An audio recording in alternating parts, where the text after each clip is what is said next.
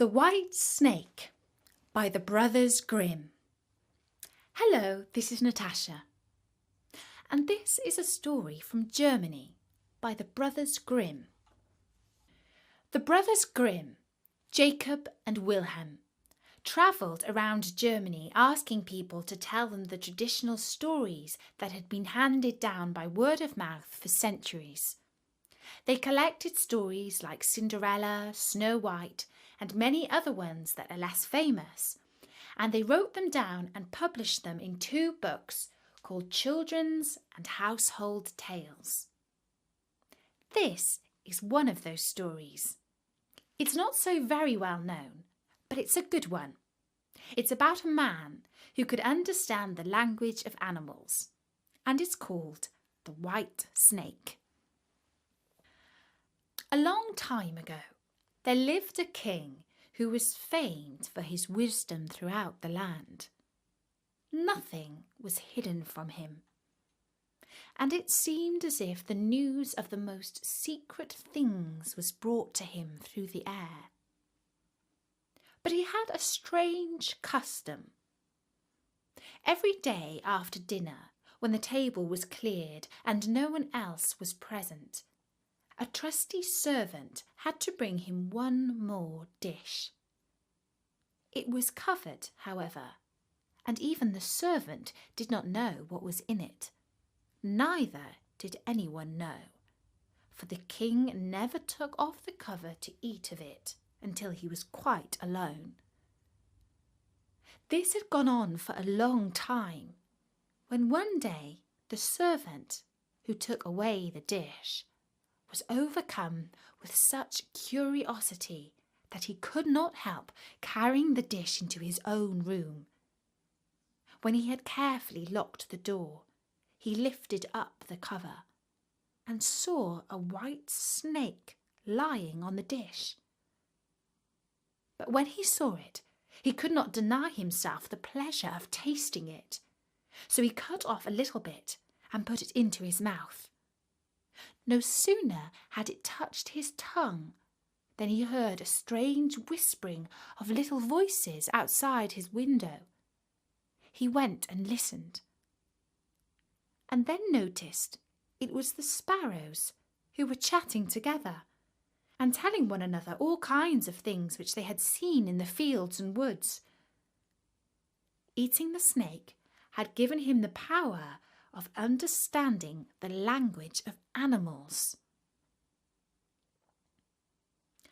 Now it so happened that on this very day the Queen lost her most beautiful ring, and suspicion of having stolen it fell upon this trusty servant who was allowed to go everywhere. The king ordered the man to be brought before him, and threatened him with angry words that unless he could before the morrow point out the thief, he himself should be looked upon as guilty and executed. In vain he declared his innocence.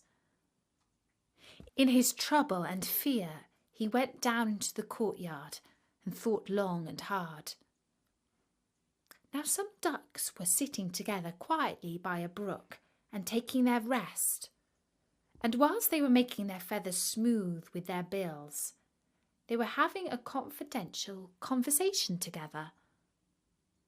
The servant stood by and listened. They were telling one another of all the places where they had been waddling about all the morning, and of what good food they had found. And one said in a pitiful tone, "Something lies heavy on my stomach. As I was eating in haste, I swallowed a ring which lay under the Queen's window." The servant at once seized her, carried her to the kitchen and said to the cook, "Here is a fine duck. Roast her for dinner." "Yes," said the cook, and weighed her in his hand.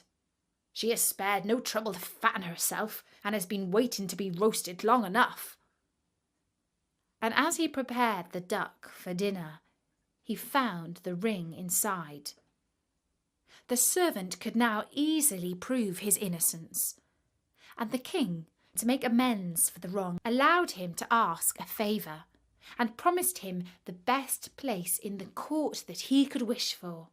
The servant refused everything, and only asked for a horse and some money for travelling, as he had a mind to see the world and go about a little. When his request was granted, he set out on his way, and one day he came to a pond, where he saw 3 fishes caught in the reeds and gasping for water. Now, though it is said that fishes are dumb, he heard them complaining that they must perish so miserably, and as he had a kind heart, he got off his horse and put the 3 prisoners back into the water. They quivered with delight, put out their heads, and cried to him, "We will remember you and repay you for saving us." He rode on, and after a while it seemed to him that he heard a voice in the sand at his feet. He listened and heard an ant-king complain, "Why cannot folks with their clumsy beasts keep off our bodies? That stupid horse with his heavy hooves has been treading down my people without mercy." So he turned onto a side path, and the ant-king cried out to him, "We will remember you. One good turn deserves another." The path led him into a wood, and here he saw 2 old ravens standing by their nests and throwing out their young ones. "Out with you, you idle, good-for-nothing creatures!" cried they. "We cannot find food for you any longer. You are big enough and can provide for yourselves." But the poor young ravens lay upon the ground, flapping their wings and crying, "Oh, what helpless chicks we are! We must shift for ourselves, and yet we cannot fly. What can we do but lie here and starve?" So the good young fellow climbed down and gave them his own food, which he had been carrying for his lunch. Then they came hopping up to it, satisfying their hunger. They cried, "We will remember you. One good turn deserves another." And when he had gone on a long way further, he came to a large city. There was a great noise and crowd in the streets, and a man rode up on horseback crying aloud, "The king's daughter wants a husband, but whoever sues for her hand must perform a hard task. If he does not succeed, he will forfeit his life." Many had already made attempts, but in vain. Nevertheless, when the youth saw the king's daughter, he was so overcome by her great beauty that he forgot all danger. He went before the king and declared himself a suitor. So he was led out to the sea, and a gold ring was thrown into it in his sight. Then the king ordered him to fetch this ring up from the bottom of the sea, and added, "If you come up again without it, you'll be thrown in again and again until you perish amid the waves." All the people grieved for the handsome youth. Then they went away, leaving him alone by the sea.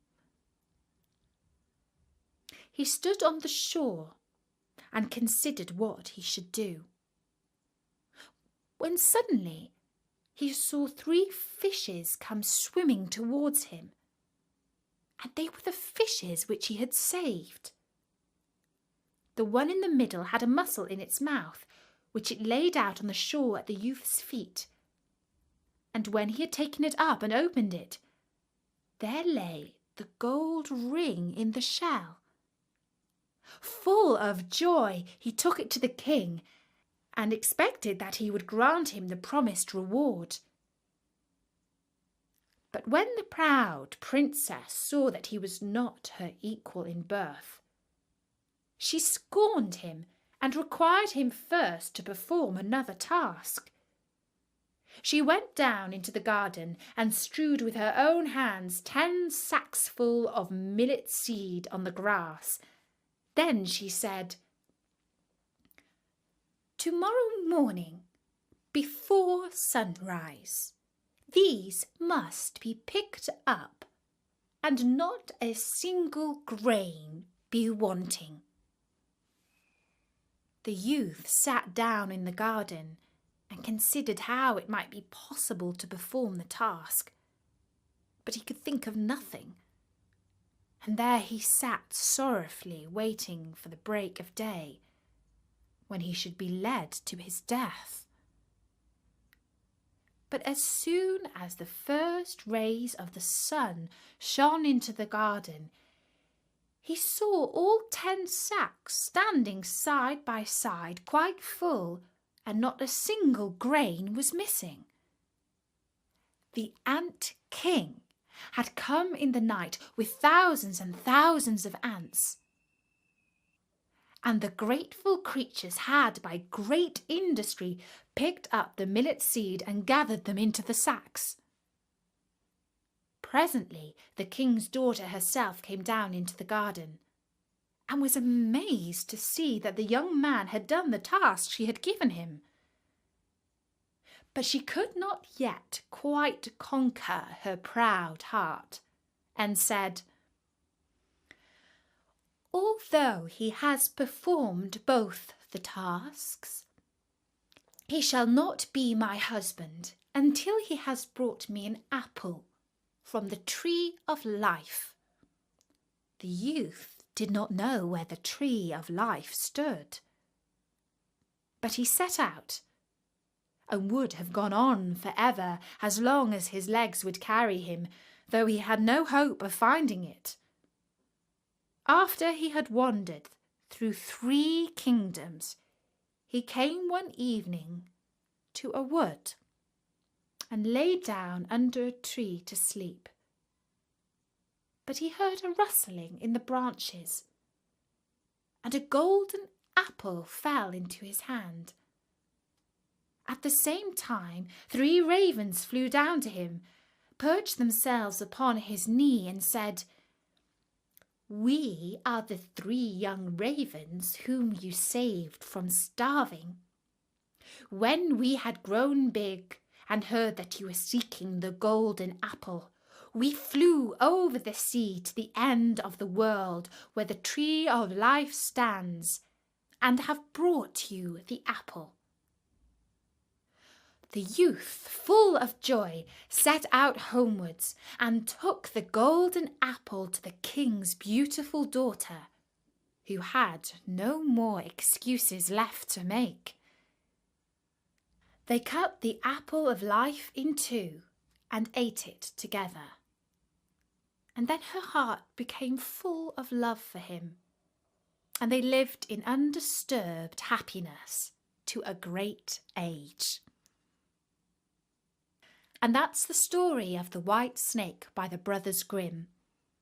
I do hope that you enjoyed it. And don't forget, we have loads of stories by the Brothers Grimm on storynori.com, including Snow White and Rumpelstiltskin. So drop by soon and listen to some. For now, from me, Natasha. Bye-bye!